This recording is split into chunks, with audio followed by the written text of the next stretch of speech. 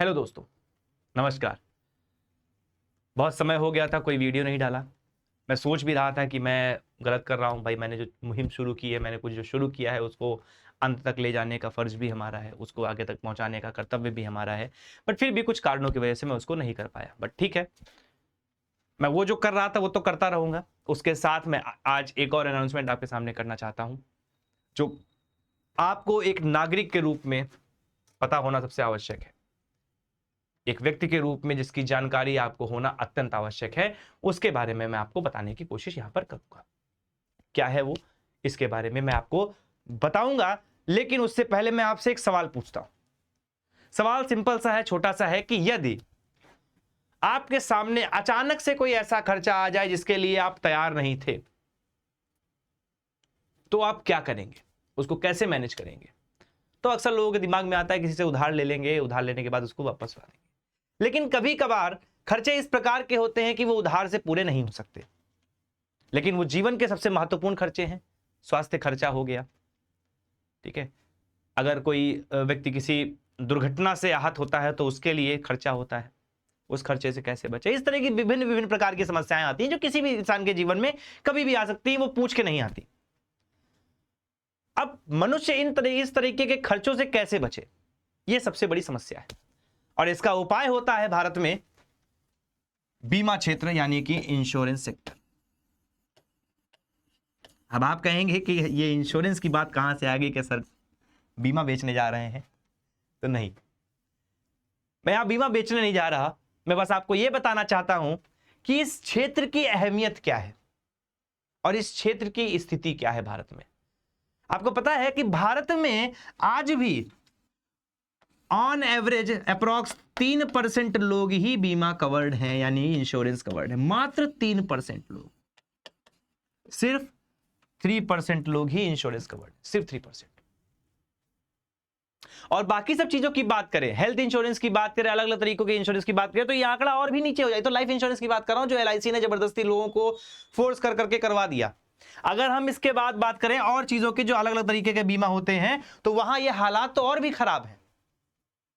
उसके बारे में हम और डिटेल में आगे बात करेंगे, इस वीडियो में नहीं, बट आगे बात करेंगे एक एक करके।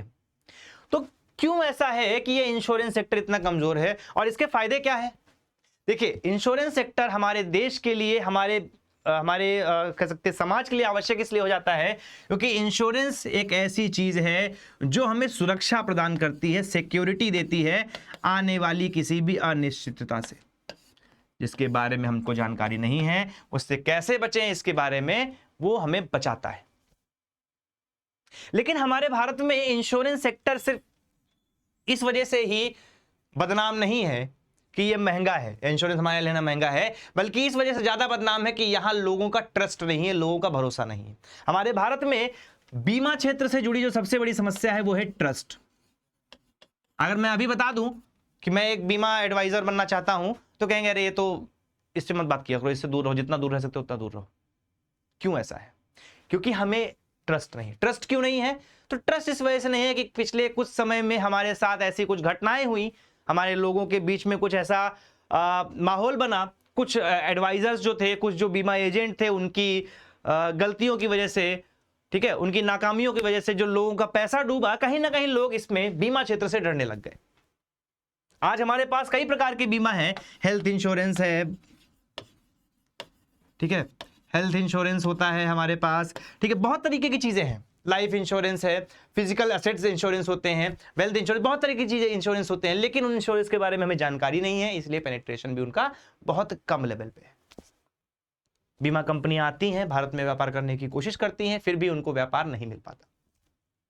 इसीलिए मैंने एक छोटी सी मुहिम स्टार्ट की कि मैं आपको जानकारी दूंगा कि आखिर बीमा क्षेत्र में क्या क्या चीजें जरूरी हैं, जिनके बारे में आपको जानकारी होनी चाहिए, जिनके बारे में आपको पता होना चाहिए। एक और खास बात यहां पर यह ध्यान रखिएगा कि जो आपका ये इंश्योरेंस सेक्टर है, जो ये बीमा क्षेत्र है, इसमें कौन कौन सी छोटी छोटी बातें होती हैं, जो डिस्क्रिप्शंस होते हैं उनमें क्या लिखा होता है, उनका मतलब क्या होता है, वो आपको पता होना चाहिए, ताकि आगे चल के, मैं ये नहीं कहता आप बीमा लो, लेकिन आगे चल के अगर कभी आपको लगे कि एक नागरिक के तौर पर हमको बीमा लेना चाहिए, तो आपको कम से कम जानकारी हो और क्लेम लेते वक्त आपके साथ कंपनियां धोखा ना कर सकें। वैसे तो बहुत सारे चैनल्स हैं, लेकिन वो बेसिक ऊपर ऊपर सतही चीजें बताकर आपसे दूर चले जाते हैं और आप उन पेज में फंस जाते हैं, और वहां पर जो आपकी बीमा कंपनियां होती हैं वो कानूनी दांव पेच में आपको आपका क्लेम नहीं दिलवाती। लेकिन यहां पर हम आपको डिस्क्रिप्शंस बताएंगे, यहां पर छोटी छोटी बातों को जो बीमा कंपनियों की होती हैं, जो बीमा लेते वक्त आपको ध्यान रखनी चाहिए, जो बीमा एजेंट से इस बारे में पूछना चाहिए, उन सारी चीजों को आप यहां पर जान पाएंगे, ताकि एक सजग नागरिक के तौर पर आपको ये पता रहे कि ये ऐसा होगा, इस तरीके से किया जाएगा। ठीक है, अब ये सवाल उठता है कि ये सब जानकारी आपको मिलेगी कहां? तो बेटा इस YouTube चैनल पर तो आपको बहुत कम मिलेगा, मैं डालता रहूंगा वीडियोस कहीं कहीं पर, बट इसके बारे में जो अधिकतर जानकारी मिलेगी वो आपको इंस्टाग्राम पर मिलेगी। और इंस्टाग्राम पर आपको करना क्या है, आपको सर्च करना है FinAvi 2213 या फाइनेंस विद अविरल भी डालोगे।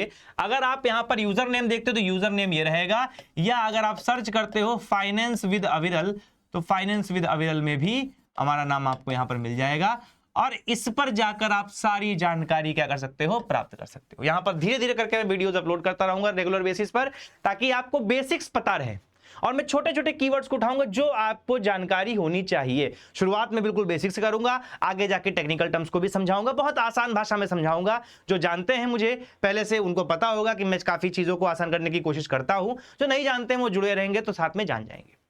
ठीक है, तो आपको क्या करना है, इंस्टाग्राम पर जाना है और 2213 FinAvi 2213 को जाकर फॉलो करना है, और फॉलो करने के बाद आपको यहां पर क्या करना है, यहां पर वेट करना है। रेगुलर बेसिस पर आपको यहां पर चीजें मिलती रहेंगी, जानकारी मिलती रहेगी, इस चीज को ध्यान रखिएगा, आपको ये जानकारी मिलती रहेगी। तो आपको क्या करना है, आपको इंस्टाग्राम पर जाकर फाइनेंस विद अविरल या फिर FinAvi 2213 सर्च करना है, और FinAvi 2213 या फाइनेंस विद अविरल पर आपको क्या करना है, फॉलो कर लेना है, और वहां पर आपको सारे प्रकार की जानकारी प्राप्त होती रहेगी।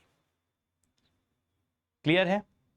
चलिए, तो आई होप आप मेरा मोटो समझ गए होंगे। तो इसी के साथ मैं आज अपनी वाणी को विराम देता हूं। बहुत जल्द ही मैं इस चैनल को भी और ज्यादा आगे बढ़ाऊंगा, नए टॉपिक्स लेके आऊंगा, नए डिस्कशंस करूंगा। तब तक के लिए नमस्कार, thank you, have a nice day, bye bye, good night, सो जाओ।